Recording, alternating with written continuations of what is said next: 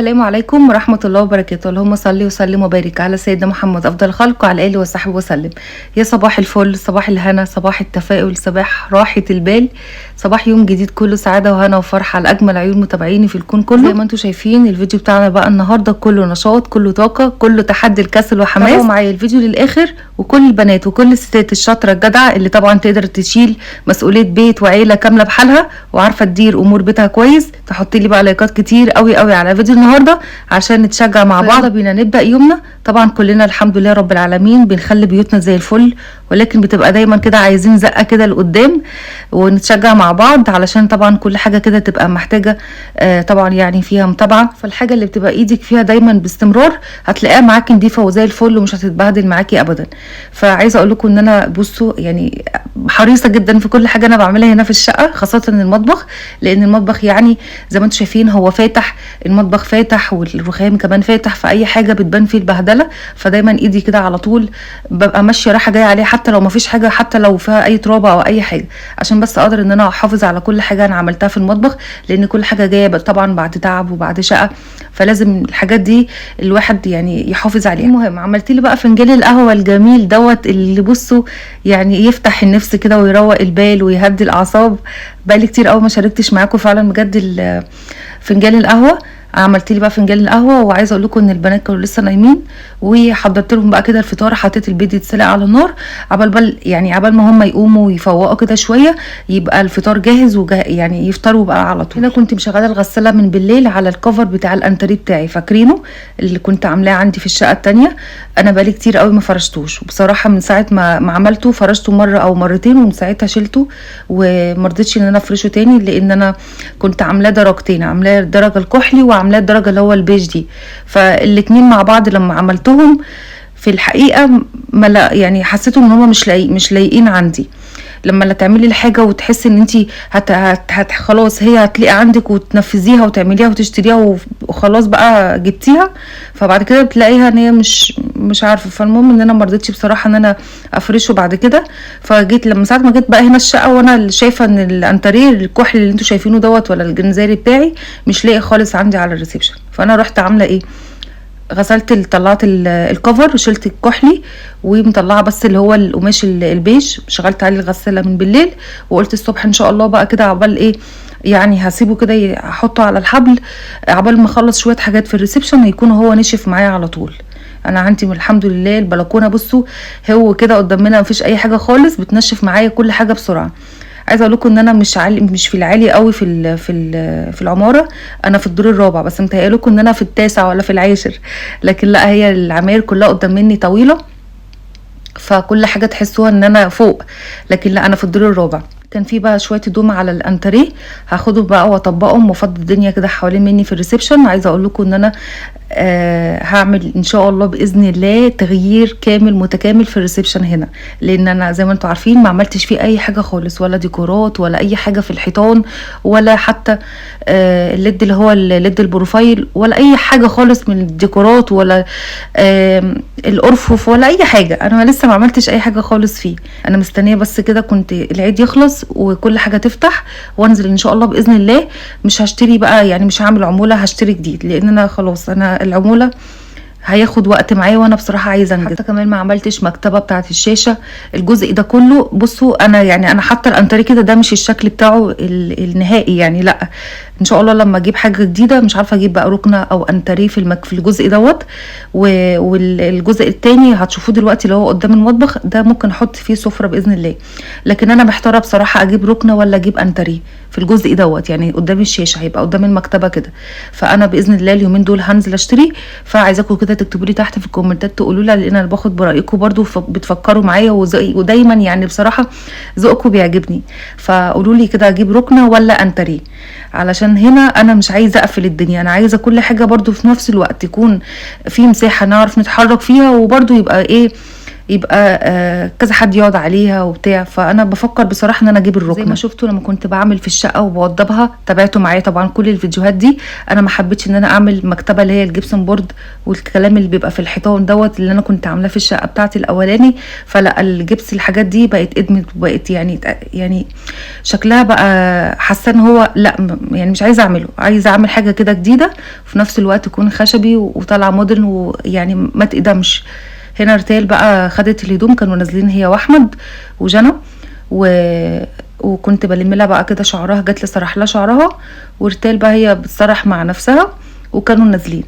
المهم هروق انا بقى الدنيا كده، هم هينزلوا وانا بقى اشوف اللي ورايا، هعمل بقى اشوف اعمل اكل ايه، وعايزه بقى اشيل كل الحاجات اللي في الريسبشن دي واغير الموضوع ده تماما. انا على الاقل حتى كده يعني عبال ما اجيب الحاجه التانية، انا ان شاء الله باذن الله يعني خلال الاسبوع دوت او على اول الاسبوع اللي جاي هكون باذن الله، لا خلاص ما فيش النهارده الخميس، الاسبوع خلاص يعني على اول الاسبوع باذن الله ان شاء الله هجيب بقى الانتريه ونبتدي نعمل بقى ديكورات هنا في الريسبشن.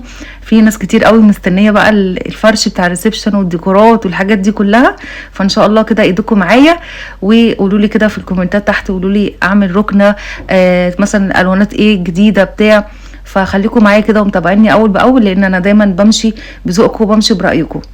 بصوا هنا انا بتكلم على الجزء اللي هناك دوت اللي قدام المطبخ، الحيطه اللي هناك دي ان شاء الله هحط فيها السفره. اما هنا انا كنت عايزه اقفل هنا المكان ده كله كده بالركنه، وان شاء الله بقى هنبقى نعمل ديكورات في الحيطه مع المكتبه، فكل الكلام ده كده هيبان بقى، تحس ان الريسبشن عندي تحسوه فاضي والدنيا كده متكركبه فيه، لكن ان شاء الله لما يتفرش هيتغير تماما. حتى الانتريه انا ما رضيتش اغسله.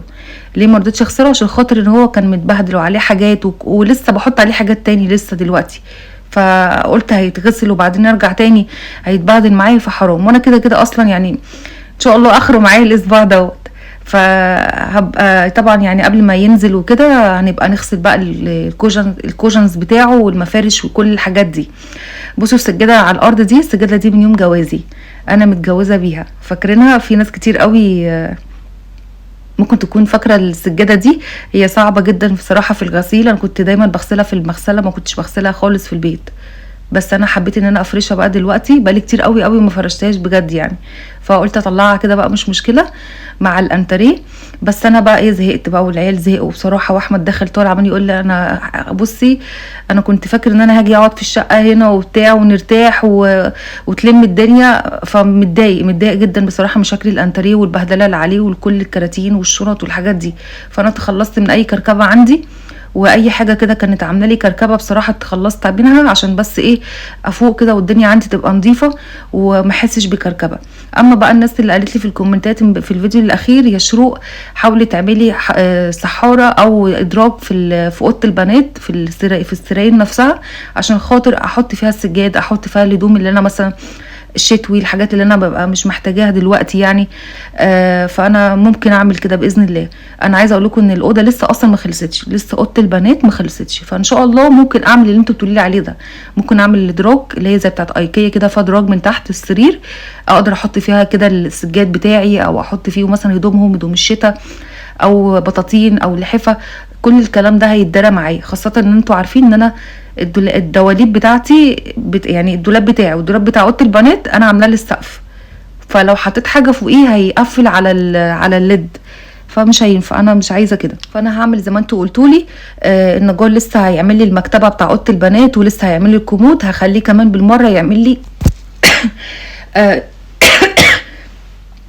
يعمل لي ان شاء الله درجين كبار كده بعرض السرير علشان ياخد معايا طبعا حاجات. خلاص بصوا عايزه اقول لكم ان المكنسه لسه عندي من ساعه ما خدتها من حماتي، وكل شويه شروف ان المكنسه، اقول لها حاضر هجيبها لك حاضر هجيبها لك، وانا اصلا ما نزلتش من البيت خالص، وكل ما احمد ينزل ياخد الولاد او يروح عند مامته ينسى ياخدها. عايزه اقول لكم ان الشقه الى حد ما كل ما بعمل فيها حاجه الحمد لله بتبان معايا يعني، خلاص كده الشقه بتفوق، ما فاضلش بس غير الريسبشن دوت، وان شاء الله الاسبوع اللي جاي هفرش برضو غرفه البنات، يعني خلاص بقى هنجيب فيها المكتبه واعمل فيها الكومود، هي بتتعمل دلوقتي بالفعل، شغالين فيها من بعد العيد الحمد لله، فلسه بقى ايه ان شاء الله لما تطلع هبقى اوريها لكم برضو كده كلها.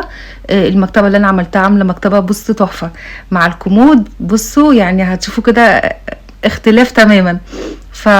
والريسبشن زي ما بقول لكم هنزل ان شاء الله على الاسبوع اللي جاي. بصوا كل حاجه باذن الله باذن الله على الاسبوع اللي جاي هتكون خلاص اتفنشت، وهقفل بقى كده الشقه وتبقى اتفرشت من جميعها وما فيهاش اي حاجه خالص، وهبتدي باذن الله اعمل لكم فيها جوله، عشان في ناس كتير قوي قالت لي يا شروق عايزين جوله ونشوف طريقه الفرش في الريسبشن وكمان في اوضه البنات المطبخ خاصه. فلسه بقى ايه شويه حاجات كده بظبط فيها عشان طبعا تشوفوا كل حاجه كده تكون واضحه لكم، وتكون يعني خلاص بقى نبدا كده يعني الحياه تبقى حلوه باذن الله ونستقر. انا بس يعني انا بعمل اللي انا بعمله ده دلوقتي يبقى حتى حاجه كده بس مؤقتا اقرب المسافات من بعضها في الالوان، لان انا حاسه ان انا الاتنين مع بعض دول مش لاقيين خالص. اللون اللي هو اللون الانتريه مع الدهان اللي انا عاملاه اللي هو اللون البرايز، فمش عارفه مش لايق.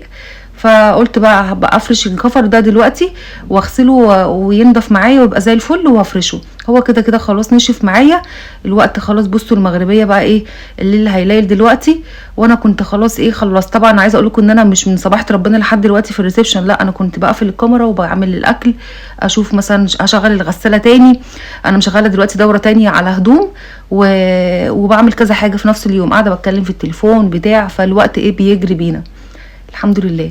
بصوا الكفر اهو خلاص هلمه من على الغسيل، علشان طبعا في غسيل تاني في الغساله هطلعه انشره، وبعد كده خلاص الدنيا عندي تبقى الحمد لله تمام. كنست بقى ورا الركنه وورا الانتريه، كل ما اشيل كنبه بكنس تحتها وبمسح على طول وارجعها تاني مكانها، عشان بس ايه ما اقلبش كل حاجه بره واكنس مره واحده وامسح. فلا انا الحاجه اللي انا بجرها كرسي او كنبه بمسح واكنس تحتها وارجعها تاني مكاني، والباقي بقى ايه وهكذا.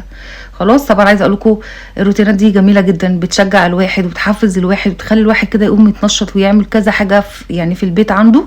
انا بحب الروتينات جدا بصراحه، بتنجز معانا وبتحببك كده في البيت، وفي كل حاجه انت بتعمليها بحب وبتعمليها بدل ما تعمليها بزهق وخنقه او تعب. فلا لما نتشجع كده من بعض بناخد من بعض كده طاقه ايجابيه وحماس. انا برضو بتشجع من كلامكم ومن ذوقكم ومن كل حاجه، دايما انتوا كده دايما معايا في ظهري في كل حاجه حلوه انا بعملها. ربنا يا رب ما يحرمنيش منكم ابدا ابدا. بصوا بقى هنا كنت بلبس الركنه دي، هي ركنه ومعاها بف بتاعها، لما بتحط البف بتاعها بتبقى ركنه، لكن انا كنت شارياها اصلا كنبه ومعاها البف بتاعها. خلاص عايزه اعملها ركنه بعملها، عايزه اعملها مثلا كنبه وبف عادي مش مشكله. انا لما عملت الكفر بتاع الركنه او الانتريه عامه كنت مقفلاه من الجناب ومن كل حته، بس بصراحه بعد ما عملته حسيت ان القصه دي او شكل الكفر ده عامه يعني حسيته ان هو قديم شويه. انا كنت عايزاه بصراحه شكل تاني، بس هو اتعمل لي الشكل ده. فالشكل نفسه التلبيسه بتاعت الانتريه ما كنتش حباها بعد كده لما اتعمل يعني وجالي، فعشان كده انا ما تلاقوني مش بفرشه خالص ومش بظهره معايا خالص. فانا قلت النهارده بقى افرشه وخلاص، بس هفرش الجزء اللي هو البيج بس، يعني انا ما خدتش خالص الكحل التاني. عايزه بقى افرش الستاير، لكن انا مستنيه ان انا اجيب الستاير مع الانتريه، مش عايزه اجيب الانتريه الاول او الستاير الاول، عايزه اجيب الانتريه الاول لان هو دوت اللي هيحدد لي كل حاجه، هيحدد لي السجاد كده كده عندي. انا في حاجات كتير قوي عندي وان شاء الله هتليق على كذا حاجه، فانا بتكلم بس الاهم حاجه الستاير عندي، عايزه اجيب الستاير بس ان شاء الله زي ما قلت لكم كده اجيب الانتريه الاول. تمام. لبست بقى هنا الكفر بتاع الباف ده كمان عشان يبقى طقم كده كله مع بعض، والحمد لله كده يعني غير اللون التاني. حاسه ان اللون التاني يعني قافل شويه. بصوا اللون اللي انا بقول لكم عليه دوت. فالكنبه دي بقى انا هشيلها احطها في الجزء التاني وهجيب الرمادي مكانها وهحط لها برده الكفر، بس هشيل بس شويه الحاجات اللي عليها دي. كان في هدوم وفي هدوم شتوي طبعا هتتشال وشنط وكرتونه بتاعت الغساله وكذا حاجه كده. بصراحه انا الفتره اللي فاتت دي كنت معتمده ان انا افرش المطبخ وافرش اهم حاجه الغرف عندي، عشان طبعا نحط هدومنا ونرص الملايات والمفارش ونعرف ننام. اما الانتريه بره في الريسبشن والجزء ده كله انا صراحه انا كنت حاطه فيه حاجات كتير قوي ومكركباه، مش مكركباه، حاطه فيه الحاجات اللي هو ايه لسه ما فرشتهاش. خلاص. في حاجه بقى بصراحه عايزه اتكلم معاكم فيها وانتوا عارفين طبعا ان انتوا اخواتي وانا الحاجه دي بصراحه يعني تخصني وتخصكم. هي ايه يا شروق؟ هقول لكم دلوقتي. صلوا على النبي. اول حاجه دلوقتي انتوا عارفين طبعا ان انا الفيديوهات بتاعتي اللي على القناه دي انا بنزلها على الفيس، على صفحه الفيسبوك بتاعتي اللي هي شروق علام. تمام، هنزل لكم دلوقتي صفحه الصوره بتاعت الصفحه، وهحط لكم ان شاء الله اللينك بتاعها في اول كومنت مثبت. بصوا دي اصلا الصفحه بتاعتي الاصليه يا جماعه، اللي عليها اكتر من 200 ألف متابع. تمام، ودي الصوره بتاعتي والاسم بتاعي. في بقى صفحه تانية واخده اسمي وواخده صورتي وواخده فيديوهاتي، وبتتكلم مع المتابعين بتوعي بطريقه مستفزه، وبطريقه يعني بصراحه كده يعني بقله ادب، رد هجوم عليهم. وانا في ناس كتير قوي زعلت مني، افتكرت طبعا ان انا اللي برد عليها. وعندها ناس كتير قوي مشتركه عندها في الصفحه. كل ده فاكرينها ان انا، وبيتعلقوا لها ان انا. بس عايزه اقول لكم يعني حسب الله ونعم الوكيل في كل واحد او كل واحده بتاخد تعب ومجهود واحده غيرها وتسرقه وتنزله على اساس ان هي ربنا عمره ما يبارك لها ابدا في اي حاجه. مش هيبارك لها في قرشها ولا في صحتها ولا في ولادها ولا في بيتها ولا في اي حاجه ابدا. ربنا ما بيباركش ابدا في اي حاجه حرام. فانا كنت عايزه اقول لكم ان انا يعني الموضوع ده ضايقني جدا، وانا قلت بصراحه بقى اطلع اتكلم فيه، لان الموضوع زاد عن حده وبقى بقله ادب. يعني عارفين بقى بقله ادب، بترد على الناس بطريقه مستفزه. انا نفسي اتضايقت يعني واحده بتسالها في حاجات، ردت عليها رد ما اقولكمش. يعني انا ما اعرفش هي مستفاده ايه ان هي ممكن تعمل حاجه زي كده يعني بشخصيتي انا. فحرام يعني ما ينفعش. فانا عشان كده طلعت اتكلم معاكم فيها. هوريكم دلوقتي الصفحه اللي انا بقول لكم عليها. كل واحده عندي في القناه او متابعيني على الفيسبوك وعامله متابعه للصفحه دي، الغي متابعتك على طول، لان دي مش بتاعتي. الشروق علام دي والصوره دي، صوره الصفحه دي مش بتاعتي خالص. يعني دي مش انا. الصفحه بتاعتي الاصليه اللي انا وريتها لكم الاول، هسيب لكم اللينك بتاعها تحت في اول كومنت مثبت، ويا ريت ما حدش يعلق فيها ابدا، لان يعني مش انا يا جماعه، مش انتوا يعني مش انا. الصفحه دي مش بتاعتي. فانا اديني قلت لكم، وهحط لكم اللينك بتاعي في اول كومنت مثبت، لينك الفيسبوك. لو حابه تتابعيني على الفيسبوك ده شرف وتنوريني طبعا. انتوا كلكم اخواتي يا جماعه، وعلى عيني وعلى راسي. وانا عمري ابدا ما رديت على اي حد بسوء يعني بكلمه مستفزه ولا اي حاجه خالص. انا كل كلمه بصراحه انتوا بتقولوها لي بتبقى على راسي، سواء يعني المعترض قبل الموافق معايا في كل حاجه. فانا ما اقدرش ان انا طبعا ان انا اتكلم بطريقه يعني مش كويسه مع اي حد. دي واحده بصراحه مش ان هي حراميه وبس، لا دي واحده كمان مش كويسه. فانا زي ما قلت لكم، انا هحط لكم اللينك بتاعي في اول كومنت مثبت ان شاء الله. واي واحده عامله متابعه للصفحه دي تلغي متابعتك على طول وما تتفرجيش عليها خالص، لان دي واحده ان شاء الله الصفحه بتاعتها هتتقفل. انا هقفلها لها باذن الله، بس لحد ما تتقفل انا حبيت اعرفكم عشان طبعا خلاص ما حدش يتفرج عليها تاني. دي مش انا يا جماعه، انا الصفحه بتاعتي اللي انا قلت لكم عليها. لان في ناس بتدخل تكلمني على الخاص على الانستجرام على صفحه الفيسبوك، بتتفق معايا في حاجات، بتتكلم معايا في حاجات. يعني انا ما اقدرش ان انا اتكلم مع اي حد او اقول لكم في حاجه. دي امور يعني حاجات شخصيه. ما ينفعش ان انا اطلع سر اي واحده متابعه بتكلم معايا في اي حاجه، والاقي واحده بتمتحن شخصيتي وبتتكلم معاها وممكن تتفق معاها في حاجات وبتاع. فحرام يعني. انا حبيت بس ان انا اطلع اقول لكم، لان حصل كذا مشكله والمشكله دي تسببت لي انا في مشكله يعني. فما ينفعش، حرام. حسب الله ونعم الوكيل في كل واحده بتعمل يعني بتاخد حاجه مش بتاعتها بتسرقها كده علني. يعني انا اول ما بنزل الفيديو على الفيسبوك على اليوتيوب بتروح واخداها على طول ومنزلاها عندها في الصفحه. فحرام. عايزه تشتغلي اشتغلي، صوري انت واطلعي كده واشتغلي واعملي اللي انت عايزاه وبيني نفسك للناس، لكن ما تاخديش جمهور يعني ناس غيرك ومجهود غيرك ومش انت ولا صورتك ولا انا اصلا، وتطلعي تتكلمي وتطلعي تحطي فيديوهات وتطلعي تتكلمي. لا يعني ليه؟ يعني حرام. انت مستفاده ايه؟ مستفاده تعملي ايه؟ انا بقى يعني بصي، ربنا عمره ابدا ما يبارك لك في اي حاجه انت بتعمليها. وانا بتكلم وعارفه ان هي هتسمعني وعارفه ان هي هتاخد الفيديو دوت وممكن كمان تمنتجه وتشيل منه كل اللي انا بقول عليه دوت.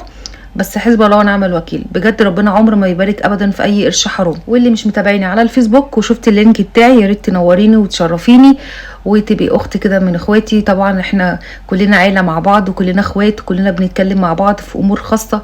انا عندي ناس كتير قوي بصراحه بتتكلم معايا كاخوات مش كمتابعين، بيتكلموا معايا وبتكلم معاهم على الخاص في الانستجرام او صفحه الفيسبوك او على الواتساب. فحرام يعني. ما ينفعش انت يعني تفتكريها ان انا مثلا وتتكلم معاكي وتردي عليها رد مش كويس او تقولي لها حاجه تضايقها. انا ده متابعيني دول اخواتي، انا بحافظ على كل حاجه انا بعملها معاكم اقسم بالله. يعني انا ببقى طالعه معاكم بقدم لكم الفيديو، ببقى عارفه ان انا بعمل ايه، بحترم عقولكم، بحترم كل كلمه انا بقولها، وبحترم كل حاجه انا بعملها عندي في القناه. وما بقدرش ابدا ان انا اطلع اعمل اي حوارات ولا اي مشاكل ولا. الحمد لله انا ربنا يعني بعدني عن الفكره دي خالص، لان انا ما بحبش السوشيال اللي هو الحاجات اللي هي بقى ايه خارج البيت، اللي هو جوه. يعني بصوا عارفين انا ما بحبهاش، ما بحبش المشاكل، ما بحبش الخناق. انا عندي ظروف كتير قوي، وعندي مشاكل، وعندي حاجات كتير انا ما بقدرش ان انا، وما عنديش الجرأة ان انا اطلع اقولها الصلاة. يعني هستفاد ايه؟ انا هستفاد ايه؟ انا متابعيني عودتهم ان انا اخواتي بيشوفوا معايا دايما الجديد، الحاجه الحلوه، عارفه ايه الحاجات اللي بيحبوها معايا وبعملها لهم. مش ان انا اطلع انكد عليهم واعمل لهم في مشاكل واقول لهم بص دوت وبص دي، واصل جوزي واصل اخويا واصل صاحبتي واصل فلان وفلان وعلان. لا انا الحمد لله في حالي. القناه بتاعتي دي عاملاها حاطه لها هدف، وعايزه كده ابقى في حالي.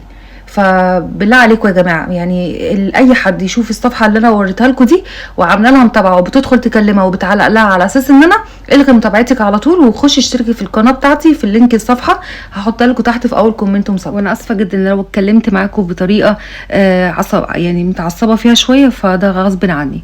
هنا بقى خلاص عملت بقى العشاء كده، عشاء خفيف ليا انا والبنات واحمد، وزمانهم جايين دلوقتي في الطريق. خلاص كده يا جماعه انا الحمد لله. بصوا يعني حاجه كده مؤقتا فرشتها لحد بس ايه ما اجيب باقي العفش ونجيب باقي الديكورات. انا بس كده حاولت ان انا اقرب الدنيا واوفق كده كله مع بعض، الكفر دوت، واخلي الجزء ده يعني منفصل كده مع بعض. تمام. ولسه بقى لسه ما فيش ديكورات على الحيطه ده لحد ان شاء الله ما هنستقر كده على لون انتريه معين، ونفرش بقى ديكوراتنا على الحيطه، ونجيب بقى الزرع الاخضر والشجر الصناعي والحاجات الجميله اللي انتم متعودين عليها مني دي. فباذن الله ان شاء الله الفتره اللي جايه دي هشتغل على لسه عايزه اشوف هعمل الوانات ايه عندي، وهعمل هنا باذن الله مكتبه. المكتبه برده لسه ما كملتش بتاعت الشاشه، انا معلقه بس الشاشه كده مؤقتا بالحامل بتاعها لحد ما اعمل مكتبه، وان شاء الله هتشوفوا تغيير كامل متكامل كده هنا في الريسبشن هيعجبكم باذن الله. ونحط بقى ديكوراتنا والحاجات الزرع الجميل ده ننزل نجيبه. فتابعوا معايا الفيديوهات اللي جايه ان شاء الله على خير، وانا هحاول ان انا ما اخرش عليكم لان انتوا بتوحشوني وحياه ربنا. يعني انا فعلا بجد ببقى حاسه ان انا ناقصنا حاجه لما باخر عليكم في اي فيديو. فان شاء الله انتظروا بقى الفيديوهات اللي جايه على خير، واسيبكم بقى في حفظ الله. عايزاكم بقى تحطوا لي لايكات كتير قوي قوي على فيديو النهارده، واستنى تعليقاتكم وقولوا لي كده ايه رايكم في اللي انا عملته النهارده في الريسبشن.